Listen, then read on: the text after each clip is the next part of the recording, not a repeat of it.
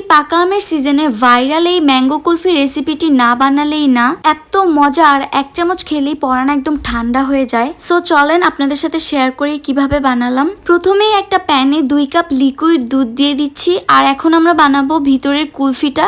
দুধটাকে ভালো করে ঘন করে নিতে হবে। এরপর এখানে 1/2 কাপের মতো কনডেন্স মিল্ক দিয়ে দিলাম, 2 থেকে 3 চামচের মতো গুঁড়ো দুধ দিয়ে দিলাম। আর মিষ্টি খাবারে অলওয়েজ লবণ দেওয়ার ট্রাই করবেন, এতে খাবারের স্বাদ অনেকটা বেড়ে যায়। তাই আমি এখানে একটুখানি পরিমাণ মতো লবণ দিয়ে দিলাম। এই কয়টা ইনগ্রেডিয়েন্টস দিয়েই কিন্তু আমাদের ভিতরের কুলফিটা তৈরি হয়ে যাবে। ভালো করে মিশিয়ে নিয়ে এরকম একটা টেক্সচার আসলেই বুঝতে হবে যে কুলফিটা হয়ে গিয়েছে। এখানে আমি 2টো পাকা আম নিয়ে নিয়েছি। এগুলো অনেক বেশি শক্তও না, আবার অনেক বেশি নরমও না। উপরের অংশগুলো এভাবে কেটে নিলাম, আর এগুলো কিন্তু ফালাবেন না, পরবর্তীতে এগুলো আমাদের লাগবে। ভিতরের আটিটা আমি ছুরির সাহায্যে আলতো করে নিচ্ছি। এভাবে করে আটিটাও বের করে ফেললাম। 2টো আমের আটি আমি বের করে নিয়েছি। এবারে যে দুধের মিশ্রণটা তৈরি করেছিলাম এটা আমি ভিতরে দিয়ে দিলাম। এভাবে করে 2টো আমের ভিতরেই মিশ্রণটা দিয়ে দিব। আমের উপরের অংশটা যে কেটে রেখেছিলাম ওগুলো উপর দিয়ে এভাবে ঢেকে দিব। আমগুলো একটা বাটির মধ্যে রেখে দিলাম যাতে করে ভিতরের মালাইটা পড়ে না যায়।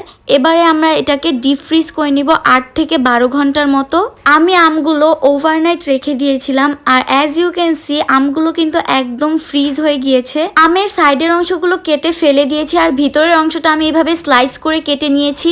আপনাদের বাসায় পাকা আম থাকলে এটা না বানালেই না, একদম পরান ঠান্ডা করার মতো একটা রেসিপি। অবশ্যই ট্রাই করে কমেন্ট করে জানাবেন। Thanks for watching this video. Please do like, comment, share and follow my page for more recipe. আল্লাহ হাফেজ।